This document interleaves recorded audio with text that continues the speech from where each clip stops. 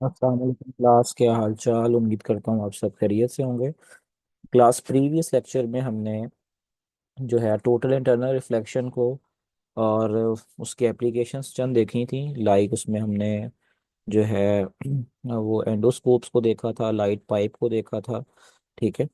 और उसके बाद फिर हम जो है वो माइक्रोस्कोप की तरफ आए थे।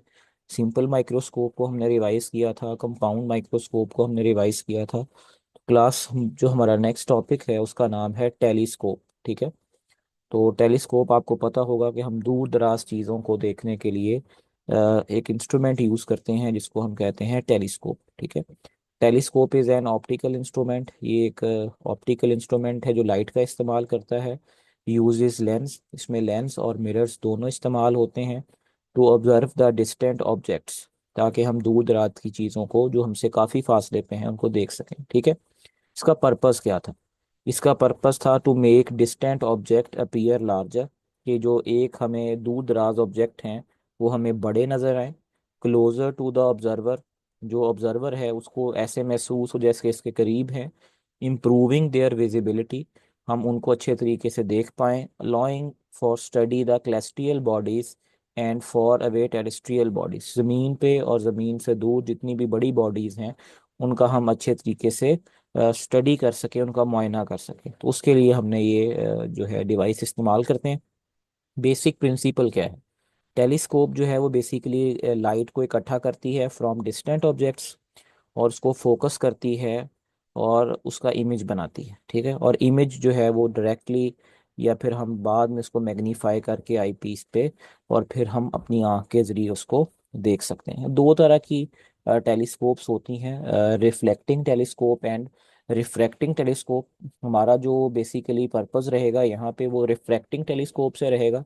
ठीक है। लेकिन जब मैं आपको क्लास 11 में टेलीस्कोप पढ़ाऊंगा तो वहाँ पे हम दोनों का तज़किरा करेंगे। वहाँ पे रिफ्लेक्टिंग टेलीस्कोप जो है, न्यूटेनियन टेलीस्कोप, उसका जिक्र वहाँ पे मौजूद है, उसको भी हम देखेंगे। ठीक है। तो अभी के लिए हम रिफ्रैक्टिंग टेलीस्कोप पढ़ते हैं। ठीक है। Refracting telescope is an optical instrument that use two converging lens. इसमें लेंस यूज होते हैं, याद रखना है। जबकि रिफ्लेक्टिंग में मिरर्स यूज होते हैं। ठीक है। एक ऑब्जेक्टिव लेंस होता है और एक आई पीस, जैसे अभी हमने कंपाउंड माइक्रोस्कोप में देखा था वैसे ही। ठीक है। और to use the distant object, जो ऑब्जेक्टिव लेंस होता है उसका अपर्चर बड़ा होता है, मतलब उसका डायमीटर ज़्यादा है। ठीक है। ज़रा आप गौर से देखें तो यहाँ पे आपको मैं दिखाऊंगा तो ये आपके पास आपको नज़र आ रहा होगा।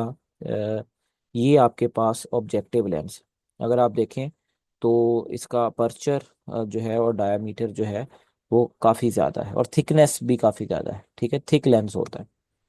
अ, अगर आप आगे देखें तो इसका अपर्चर लार्ज होता है, लार्ज फोकल लेंथ ज़्यादा होती है। That gather the light from the distant object to form real inverted and diminished image of it at the focal plane. ठीक है। तो ये हमारे पास जो है इमेज बनाता है, रियल इमेज बनाता है, इन्वर्टेड और डिमिनिश्ड इमेज जो है वो इससे बनती है। ठीक हो गई बात। अगर आप आगे देखें तो आगे है हमारे पास आई पीस। आई पीस जो है ये इसका अपर्चर स्मॉल होता है and smaller focal length that act as a simple microscope magnifying the real image formed by the objective to produce the final virtual and magnified image to the observer. ठीक है। यहाँ पे अगर आप देखें तो ये हमारे पास जो है वो एक एस्ट्रोनॉमिकल रिफ्रैक्टिंग टेलीस्कोप जो है वो दिखाई गई है, जो कि वर्चुअल और इन्वर्टेड इमेज बना रही है। समझ आ रही है बात? अगर आप देखें तो इसमें ये हमारे पास ऑब्जेक्टिव लेंस इस्तेमाल किया गया है। ठीक है। और लाइट लेंस में से गुजरती है। ठीक है। और ये जो हमारे पास दूसरा लेंस है इस साइड पे, this is called eyepiece. ठीक है। तो यहाँ पे अगर आप देखें तो ये हमारे पास जो है इमेज यहाँ पे बनती है। ये इमेज अगर आप देखें तो ये इमेज जो है this is the image of objective lens. ठीक है। तो ये किस पे है? Focal point of the objective lens. ठीक है। ये जो है हमारे पास this is a focal point of the objective lens और ये जो है this is called focal point of the eyepiece. ठीक है। दोनों का एक ही है। अगर आप आगे देखें तो जो आगे यहाँ पे फॉर इन्फॉर्मेशन में लिखा हुआ है, terrestrial telescope is similar to the reflecting telescope except with an extra lens between the objective and eyepiece. तो ये जो टेरेस्ट्रियल टेलीस्कोप होती है ये रिफ्रैक्टिंग टेलीस्कोप की तरह ही होती है, लेकिन इसमें एक एक्स्ट्रा लेंस जो होता है दोनों लेंसेज के दरमियान में लगाया जाता है। अच्छा, आगे है the magnification. The magnification of combination of lenses is equal to the product of the magnification of each lens. ठीक है, तो जो मैग्निफिकेशन होती है वो असल में कॉम्बिनेशन होता है बोथ लेंसेज का। ठीक है, और जो दोनों लेंसेज की हमारे पास मैग्निफिकेशन होती है कंबाइन, वो इक्वली होती है product of magnification of lenses. ठीक है, यानी एफ नॉट और एफ ई के प्रोडक्ट के बराबर होती है। ठीक है, यहाँ पे अगर आप देखें तो वर्किंग यहाँ पे बताई गई है। ठीक है, द रे diagram of refracting telescope is 12.34। ये डायग्राम आपको नज़र आ रही है। यहाँ पे अगर आप देखें तो ये हमारे पास ऑब्जेक्टिव लेंस है। तो चूंकि ये ऑब्जेक्ट हमारा जो है वो इन्फिनिटी पे पड़ा हुआ है, यानी जिसको हम देख रहे हैं हमसे बहुत दूर है, तो हम कहेंगे ऑब्जेक्ट इज एट इन्फिनिटी। तो ये पैरेलल रेज जो है वो इसमें से गुजरेंगी।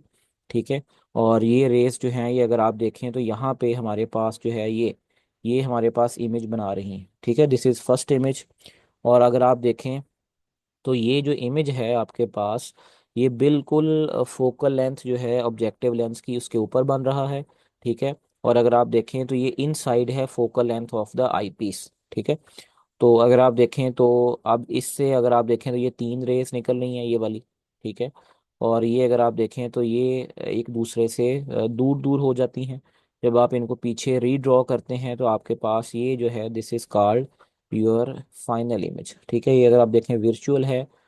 ठीक है, इन्वर्टेड इमेज है और हाईली मैग्नीफाइड इमेज जो है ये बनती है। ठीक हो गई बात। तो कहता है when the rays parallel from the point on the distant object pass through the objective lens, a real image is formed at the focus f naught of the objective lens। तो अगर आप देखें तो ये जो फर्स्ट इमेज है ये जो यहाँ पे बन रही है इस साइड पे। ठीक है, ये जो इमेज है यहाँ पे this is called real image. ठीक है, और ये फोकस पे बनती है ऑब्जेक्टिव लेंस के। This image act as object for eyepiece, और यही इमेज जो है ये आई पीस के लिए ऑब्जेक्टिव लेंस सॉरी ऑब्जेक्ट का काम करती है। तो जो फाइनल इमेज है this is virtual image I2 of I one जो है वो ऑब्जेक्ट का काम करती है, तो उसकी फाइनल इमेज जो है वो बनती है this is large virtual image, यानी ये मैग्नीफाइड इमेज होती है formed by the eyepiece से of larger distance of the objective lens, जो कि ऑब्जेक्टिव लेंस से काफ़ी फासले पे है। This virtual image makes an angle theta at the eyepiece. ये एंगल यहाँ पे आपको दिखाया भी है। ठीक है, तो जो मैग्निफिकेशन है रिफ्रैक्टिंग टेलीस्कोप की वो होती है F/F/E। ठीक है, तो ये आपने फॉर्मूला याद कर लेना है, इसको हम डिराइव भी करेंगे। ठीक है, और अगर आप आगे देखें तो आगे है working of refracting telescope. Refracting telescope की वही जो अभी हमने पीछे पढ़ी है। ठीक है, तो यहाँ पे अगर आप देखें तो हमारे पास जो है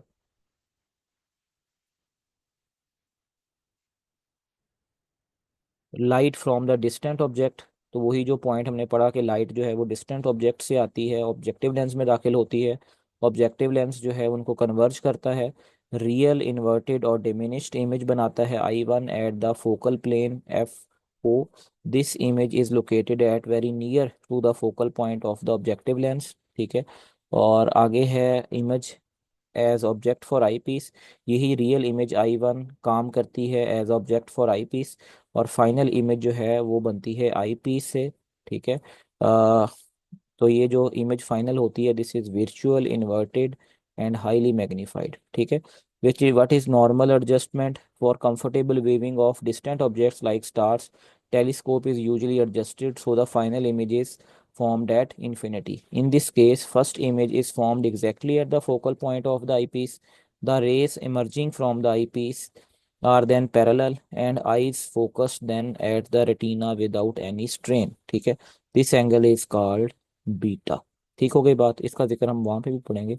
आगे है मैग्निफिकेशन। ठीक है, तो ये जो है हमारे पास एंगुलर मैग्निफिकेशन है। This is defined as a ratio of angle subtended by the final image at eye beta to the angle subtended at the eye directly without any lens. ठीक है, तो ये फॉर्मूला हमारे पास होता है F0/F E। ठीक है, इसको आपने ठीक कर लेना है, दिस इज F0/F E। ठीक है, तो आगे है कि हमारे पास नेगेटिव साइन भी इसमें इस्तेमाल होता है। कि फाइनल इमेज जो है वो इन्वर्टेड है with respect to the object. ठीक है, तो ये इसके कुछ रिफ्लेक्टिंग टेलीस्कोप के जो है कुछ इंपॉर्टेंट पॉइंट्स यहाँ पे लिखे गए हैं। ठीक है, यहाँ पे नॉर्मल एडजस्टमेंट होती है एक, जिसको हम कहते हैं distance between the objective lens and the eyepiece is equal to the sum of their focal length. ठीक है, इसको हम कहते हैं this is called normal adjustment या डिस्टेंस बिटवीन द लेंथेस। ठीक है, नीचे ये बताया गया है कि टेरेस्ट्रियल टेलीस्कोप क्या होती है।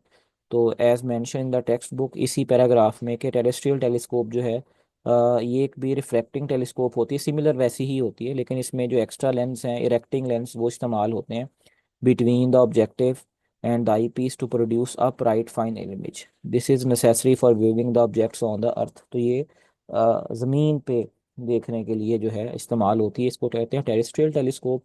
और जो दूर दराज स्टार्स को देखने के लिए यूज़ होती है, इसको हम कहते हैं एस्ट्रोनॉमिकल टेलीस्कोप। ठीक है, तो आगे है हमारे पास magnification of the combination of Lenz's.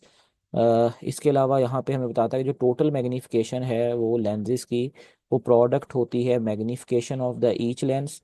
In refracting telescope the objective lens provide an initial magnification through often less than one for very distant object forming a smaller real image. The eyepiece जो है वो इसको फिर further angular magnify करता है। ठीक है, आगे है light gathering power, the crucial aspect of the telescope, especially observing the faint astronomical objects, light gathering power। उसकी जो लाइट गैदरिंग पावर है उसको हम देखेंगे, this proportional to the area of the objective lens. ठीक है, वेयर डी नॉट, ये formula हमारे पास गिवन है, जो इसमें डी नॉट है the diameter of the lens. A larger objective lens collects more light, अगर हम बड़ा ऑब्जेक्टिव लेंस यूज़ करेंगे, making faint objects appear brighter, जिससे वो जो ऑब्जेक्ट हैं वो हमें ज़्यादा ब्राइट दिखाई देंगे। ठीक है, इसके अलावा यही पैराग्राफ से ये उठाया गया पॉइंट। ठीक है, और ये जो हाईलाइट्स करता है कि telescope makes star look brighter because it gathers far more light than human eye. यहाँ पे भी ये सारी चीज़ें जो हैं वो लिखी गई हैं, मैं इसको पढ़ देता हूँ। कहता है telescope can not make stars look brighter, उसको ज़्यादा ब्राइट तो नहीं कर सकता because they are too far away, लेकिन वो हमसे बहुत दूर होते हैं। But there is a something important for the telescope can do, it make star look brighter, उसको ब्राइटर दिखा सकता है। Dim stars look bright and stars that are too faint to see come into the view. Without telescope, we can see up to 3,000 individual stars in a night sky. A small telescope can increase this by the factor of at least 10, यानी ये इसको 10 गुना बढ़ा देता है। So telescope is better than naked eye, तो जो telescope है वो आम आंख जिस पे लेंस नहीं होता उससे बेहतर होती है for seeing the dim stars, जो हल्के मध्यम से सितारे आपको नजर आ रहे होते हैं। This reason that telescope gathers more light than eye, तो ये पेपर में आपसे सवाल भी पूछा जा सकता है। ठीक है, आगे है resolving power, the ability of telescope to distinguish between two closely objects या two closely parts of the single object is its resolving power. The angular resolution, the smallest angular separation between two distant objects that can be resolved, is limited by the diffraction, which is called theta minimum, is equal to 1.22 lambda d or lambda over d naught, where lambda is the wavelength of light, d naught is the diameter of the objective lens. A larger objective diameter, यानी जो lens है उसका diameter जितना बड़ा होगा, better it's resolving power. ठीक है, उतनी इसकी रिजॉल्विंग पावर भी ज़्यादा होगी और उतना उसका थीटा मिनिमम कम होगा। यानी थीटा मिनिमम और रिजॉल्विंग पावर में जो रिलेशन है वो हमारे पास जो है वो ये आता है। ठीक है, इनवर्सली प्रोपोर्शनल है। इसके अलावा रिफ्रैक्टिंग टेलीस्कोप में कुछ प्रॉब्लम्स हैं, लिमिटेशन है। एक को हम कहते हैं chromatic aberration, different wavelength of light refracted differently by the lens material.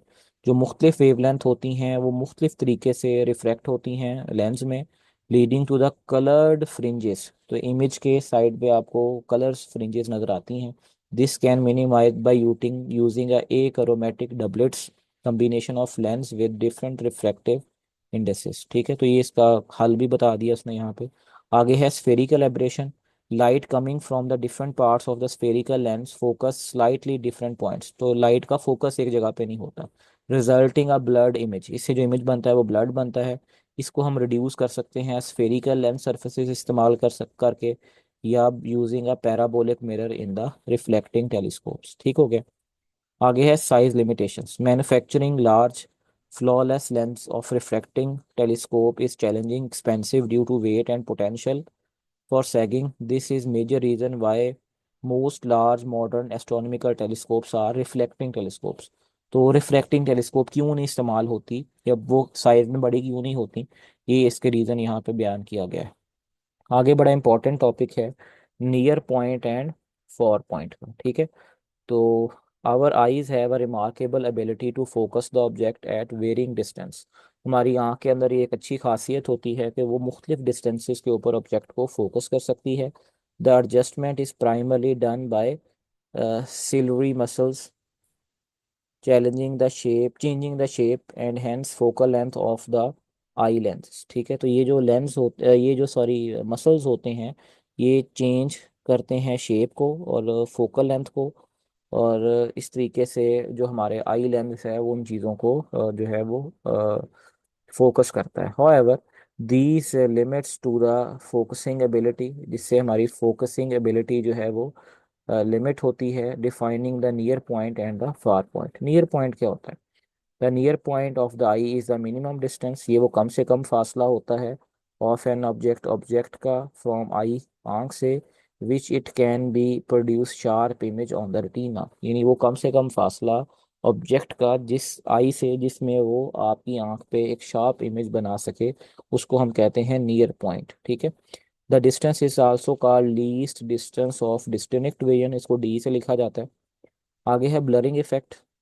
The object place closer to the eye than the near point, the object is blurred. अगर आप उसको नियर पॉइंट से आगे यानी आँख के क्लोज रखोगे तो आपको इमेज ब्लर नजर आएगा, because eye lens can not increase its converging power, decreasing the focal length enough to bring the object into the focus on the retina. उसकी रीज़न ये है कि हमारी आँख की लिमिटेशन है। ठीक है, तो वो अपनी कन्वर्जिंग पावर को इंक्रीज नहीं कर सकता, या आप ऐसे कह लें कि फोकल लेंथ को डिक्रीज नहीं कर सकता, जिससे आपका ऑब्जेक्ट जो है वो फोकस पे नहीं आता ऑन द रेटिना। ठीक है, typical value of the young adults for young people early twenties with the normal vision, उनके आमतौर पे जो नियर पॉइंट है वो 25 सेंटीमीटर पे होता है। अब एज रिलेटेड चेंजेस कैसे आते हैं कि जो नियर पॉइंट है वो एज के साथ बढ़ता है due to decreasing flexibility of the eye lens, जिसकी वजह है कि आई की जो लेंस है उसकी फ्लेक्सिबिलिटी मुतासर होती है, वीकनिंग ऑफ द मसल्स, और जो हमारे मसल्स हैं वो वीक हो जाते हैं। अराउंड द 40 अप्रॉक्सीमेटली ये 50 सेंटीमीटर तक पहुंच जाता है, लेकिन जब 60 पे जाते हैं तो ये 500 सेंटीमीटर तक पहुंच जाता है, लीडिंग द कंडीशन कॉल्ड, ये बीमारी का नाम लिखा हुआ है। ठीक है, आगे है far point of the image. Far point जो है उसकी डेफिनेशन है कि far point of the object is a maximum distance, ये वो मैक्सिमम डिस्टेंस होता है ऑफ द डिस्टेंट ऑब्जेक्ट जो दूर होता है फ्रॉम द आई, आंख से, which fully relaxed eye can focus a sharp image on the retina, यानी जिससे आंख जो है वो उसको इसके इमेज को रेटिना पे शार्पली डेवलप करती है। Normal vision, a normal person with normal eye sight can see very distant object, जो आमतौर पे बंदा होता है जिसकी नॉर्मल आई साइट अच्छी होती है वो डिस्टेंट ऑब्जेक्ट को आसानी से देख सकता है, सच एज प्लैनेट्स, मिसाल के तौर पे प्लैनेट्स हैं, स्टार्स क्लियरली, आई एफुली रिलैक्स्ड। ठीक है, location of the normal eye, location for normal eye, तो ये जो फॉर पॉइंट है इसकी लोकेशन क्या होती है आमतौर पे फॉर नॉर्मल विजन के लिए ये इन्फिनिटी होती है फॉर पॉइंट। ठीक है, variation in the eye sight, the majority of the people do not have normal eyes in the sense of having far point at infinity without any corrective lens conditions like myopia result in the far point that closer than infinity। तो उन लोगों का फिर ये जो है वो करीब हो जाता है फार पॉइंट। ठीक है, तो ये है, नीचे आपने कुछ एडिशनल इन्फॉर्मेशन है, इसको आपने स्टडी कर लेना है। ठीक है, और अगर कोई भी आपका क्वेश्चन है तो आप ग्रुप में पूछ सकते हैं। ठीक है, और इसको आपने अच्छे तरीके से देख लेना है। हमारा जो अगला पहला टॉपिक है वो भी नियर पॉइंट और फॉर पॉइंट से रिलेटेड ही है, तो कुछ पॉइंट्स ये ही वाले यहाँ पे डिस्कस होंगे, तकरीबन यही पॉइंट जो है ये आपका पहला लेक्चर भी है। ठीक है, तो आपने इसको अच्छे तरीके से देख लेना है। ठीक है, और फिर हम जो है वो नेक्स्ट में इसको आगे जो है वो टॉपिक स्टार्ट करेंगे। आपने अपना ख्याल रखना है। अल्लाह हाफिज़।